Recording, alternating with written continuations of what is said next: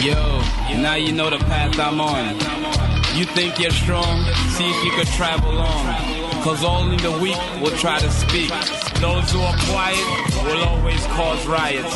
There's three types of people in the world. Those who don't know what happened, those who wonder what happened, and people like us from the streets that make things happen.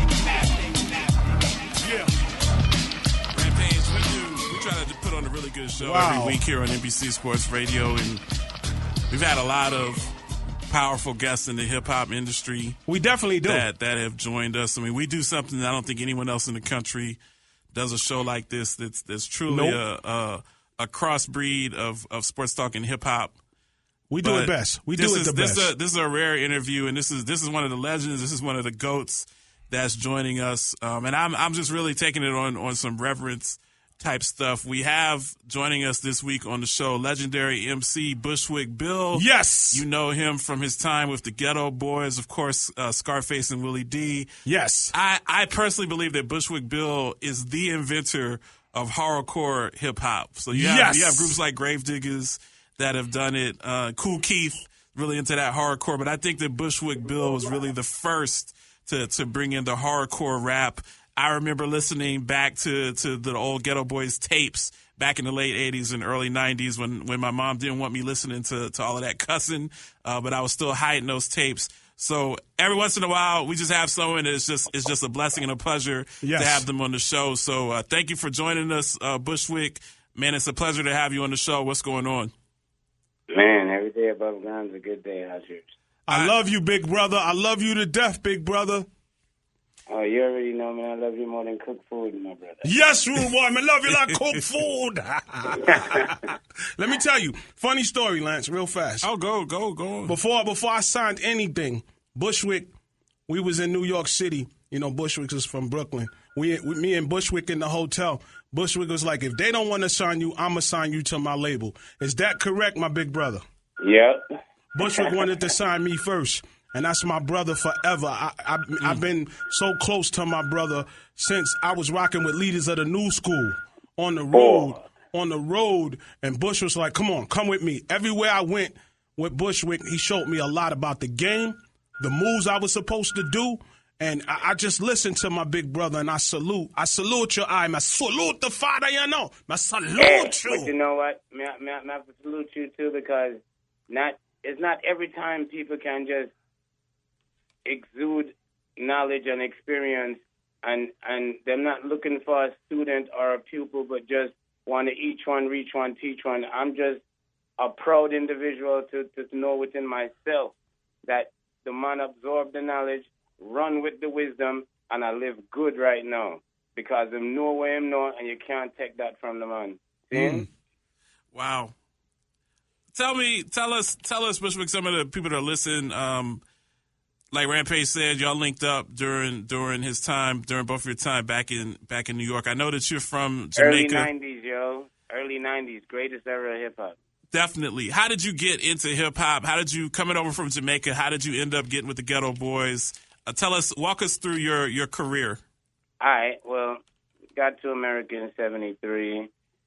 First thing I'm introduced to is block parties. I get to America in August of 73, so it's like summertime. And there's block parties. And I'm noticing that what they're doing in Jamaica is what they're doing over here.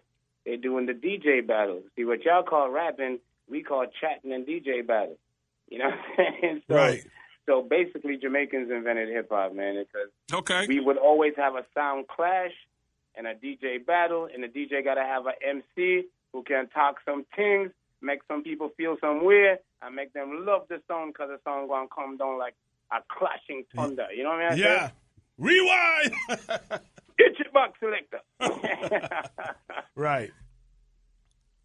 You know, and then from there, just watching that, and then like, okay, seeing this culture of dancing. Now, you got to know that the sound clash and the sound man who doing the dub plate and the MC them, you know, all of this now to me is hip hop. And then all of a sudden now it's breakdancing, but you know, all Jamaicans know how to shock out and do what I'm doing damn near break them neck for do a move where our next man can't do. And that's where breakdancing come from. Just being willing to be so different that trying something like standing in front of somebody and just doing a flip and landing flat on your back, knowing your head and everything gonna hurt, but who gonna try that? You know what I mean? It was just all of that. I never knew I'd be an MC though, but it's a part of my culture. Being a rude boy, as you and Rampage would call yourselves, and being from New York, how did you end up on Rap a Lot with Scarface and Willie, who are Texas boys, southern dudes? How'd you end up in that southern culture? Well, I got to Texas after Bible school. I left New York to go to Minnesota with Redemption Ministry Center. I asked my mom if I could go, and she said I could go, so I went to Bible college because I didn't really understand how the word of God was being used to glorify self and not glorify God. And I had discrepancies with it, and my mom would always stop me from talking in church because I'm one to ask questions. There's no wrong questions. There's only wrong answers. So linking with Ghetto Boys is just me meeting up with Lonnie Mack when I got here after Bible school, visiting my sister Rosie and her husband Lou. And it's like Lonnie Mack introduced me to Reddy Red, introduced me to Lil J, and Lil J was like, I need you to be the hype man for Ghetto Boys, would you consider that? And it was a DJ named Hurricane from Magic 102, he was there, and he Remember was DJ like, Hurricane? Yeah, and he from Magic 102, he just interviewed us, and next thing I know, they went from a local group that was already in rap pages rap pages didn't exist, and it was Word Up and Fresh and Right On and Jet. They was already in these magazines. So me being a hype man for them was nothing because that's breakdancing. That's New York. Mm-hmm. But actually getting on stage and people running up towards you, trying to touch you and screaming your name, I ran and hid behind DJ Reddy Red. DJ Reddy Red was like, Bill, you from Brooklyn. I'm like, that's not the problem. It's not like we fighting these kids. I just want to know why they got to touch me while I'm out there doing my thing, yo. You know what I'm saying? He's like, all right, this is what you do. Put my shades on. Stand in the middle of the stage. Don't go to the edge. Just do everything from the middle of the stage and move all around with every breakdance move, whatever you're going to do. But keep the glasses on so you don't have to look at them and how they're looking at you. And that's what gave me the courage to go from dancing. Then Reddy Red believed I could rap, and Lil J kept telling me, man, for your size and your caliber of thinking, man, you should try rapping. I'm like, I leave rapping to the rappers. I'm a dancer. So dancing was my first love. That's why if you look at the Making Trouble Ghetto Boy album, it says, Little Billy will dance his way across the stage and into your heart. When it said Fifth Ward Chronicles, it didn't say nothing about me ever being a rapper because I would never speak on that. I would rap songs, read Helen Steiner Rice, Edgar Allan Poe. I would recite poetry, you know what I mean, like spoken word, but I never considered myself a rapper because I grew up in New York. MCs move the crowd. You know what I mean? Right. They are precise in what they're doing. They're like a tailor. You know, as they're doing their things, they are stitching it together so perfect that when they put the suit on, you know where they come from, why they're here, and why you can't fuck with them. Right.